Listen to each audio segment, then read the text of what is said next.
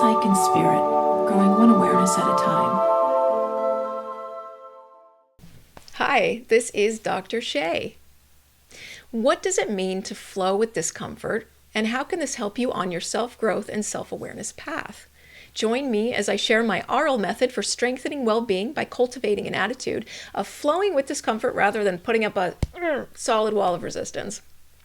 Picture it. I was lying on my back during my usual acupuncture session in a small but peaceful room with serene and meditative music. The doctor had just left me to relax in peace while the needles did their work. I was feeling good and ready to meditate quietly. The needles in my legs were hooked up to the electrical machines and had felt fine when the doctor had placed them a minute ago, but suddenly, out of nowhere, the electrical impulses in my lower right calf intensified, and now my whole right calf felt like it was twitching and throbbing, actually somewhat painfully. I felt very uncomfortable. I had a call button in my right hand, and I considered whether to press it, because this is exactly why they provide a call button. Acupuncture is not supposed to feel painful or uncomfortable, and if you press it, someone will quickly come and adjust the electrical output for you. But for whatever reason, I paused that day and I thought about it. I wondered to myself if I should just experiment and see if I can breathe through the discomfort, since I knew it would be temporary. Now, when I say temporary, I knew it was going to be about 30 minutes, and that feels like a long time if you're in pain. But something in me decided to just wait and see what happened. I then shifted into breathing more deeply and attempting to breathe with the discomfort while allowing the discomfort to be felt fully. My leg was twitching hard, and the throbbing from the pulsing electricity was incessant. Initially, I had a hard time relaxing because I was just fully present in the pain, as all of us have been at different times when we feel sudden acute pain. I acknowledged it though. I allowed it, and I continued to breathe. After breathing deeply for a few more minutes, I started to notice that my attention was shifting away from my leg. And although the twitching was still there, it felt a little bit less intense. I was able to focus more on other parts of my internal experience and other parts of my body. For the remainder of the time, while it was a nuisance that I was aware of here and there, the pain and discomfort had actually lessened enough that I wasn't focused on it and achieved a fairly deep state of relaxation and meditation. And I reflected on the experience as it happened. After a while, a technician came in to remove my needles, and the remaining pain and discomfort stopped immediately as the machine was dialed all the way down. I also reflected on this later as well during my meditation, because it seemed to be analogous to my own life in the bigger picture. Here's how. An unexpected event surprised me, created a lot of discomfort and even some pain. My initial reaction was internally, "Oh no, this hurts! Ouch!"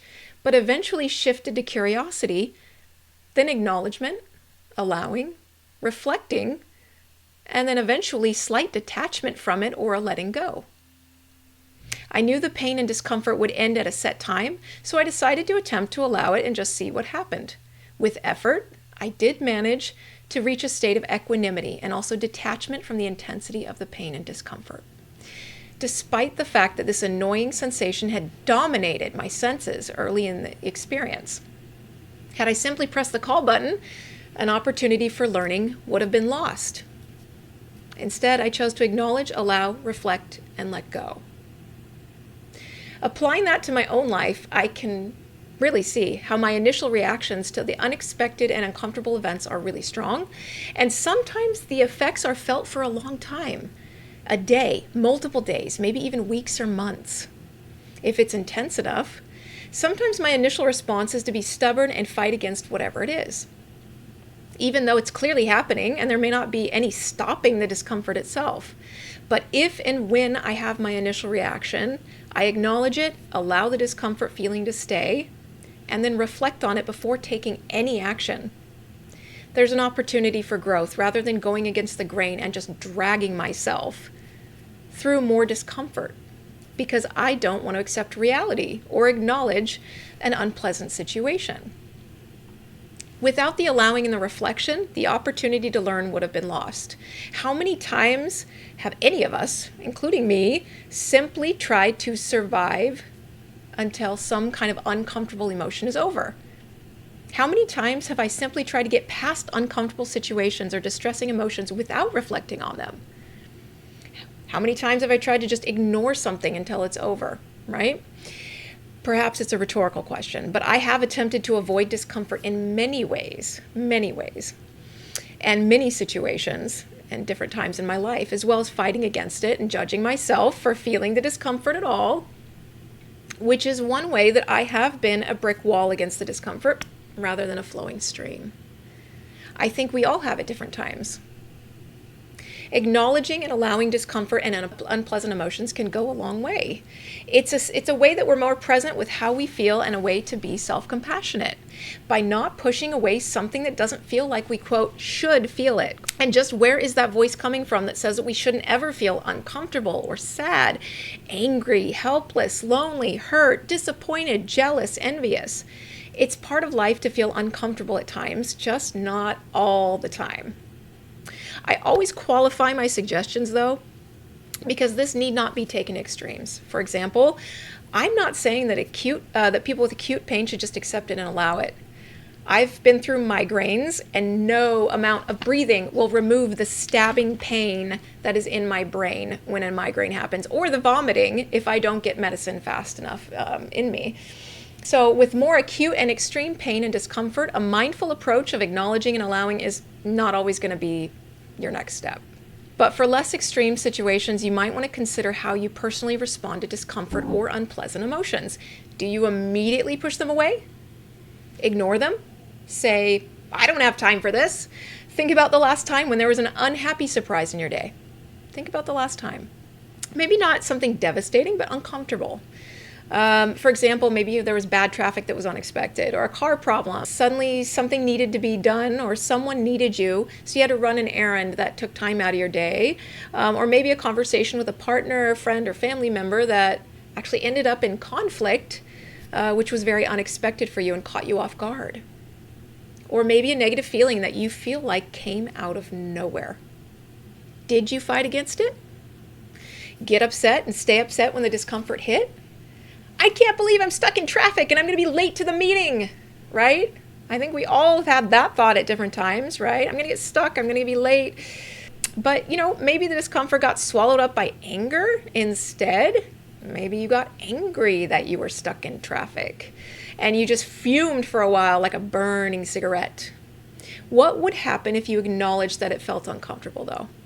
And maybe even acknowledge the frustration that you feel.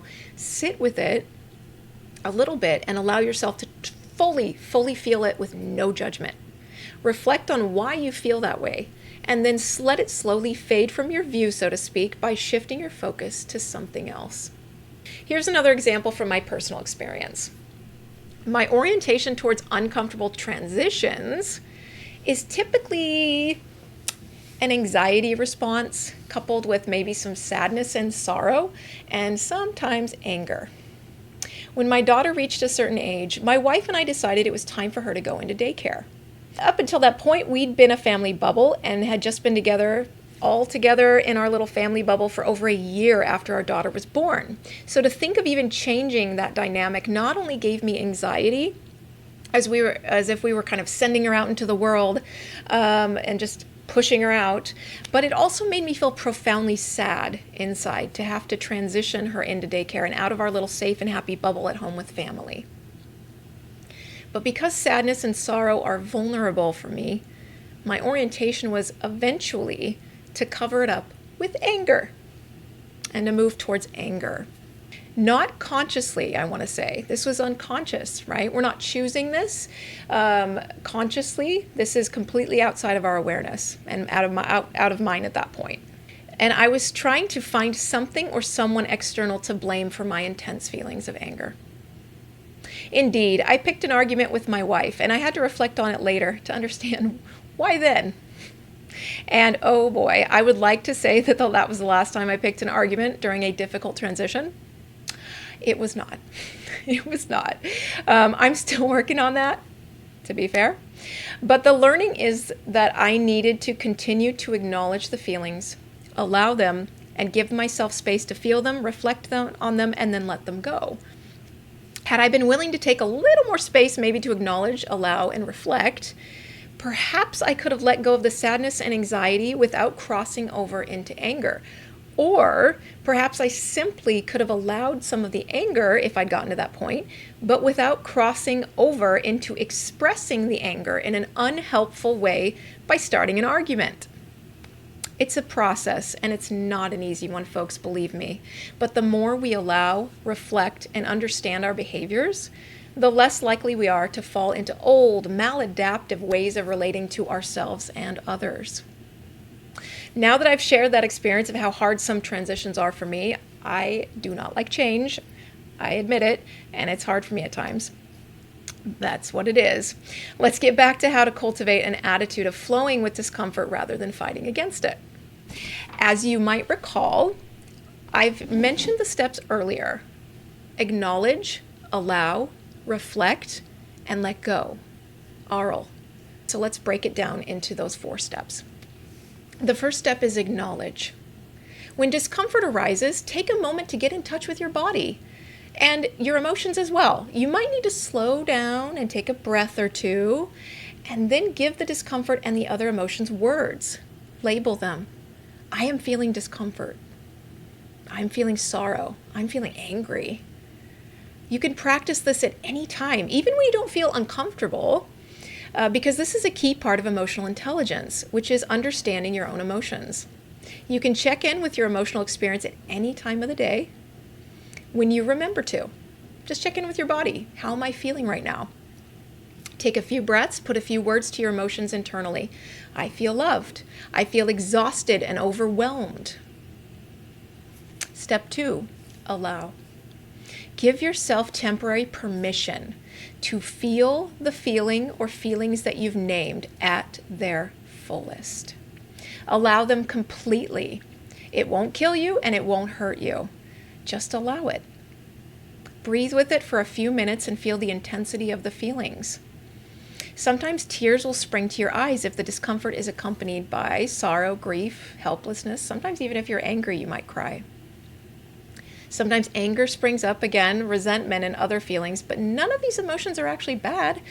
Give yourself some emotional space and time to feel them. Maybe even just a few minutes if you have it. A key piece of this step, though, is to not judge the emotions or your experience. Just allow. Step 3, reflect. If emotions are messages, what are these messages saying about your experience? What experience are you reacting to emotionally with discomfort and other feelings? Why do you think you're feeling this way? You could do this entirely internally. You could say it aloud to someone, you could say it aloud to yourself, or journal about it. It doesn't really matter how you do it, as long as you take a little time to reflect on the why and the how of your emotional discomfort. Be curious, inquisitive. Be like an investigator who's objective and just kind of watching from afar if you can. Look at yourself as a puzzle that you're putting together as you reflect on your emotional reactions. This step also requires non-judgment. Again, do not judge your reflection process or the emotions that arose from the situation. Step 4, let go. Once the reflection process feels complete for the time being, notice where your emotions are now.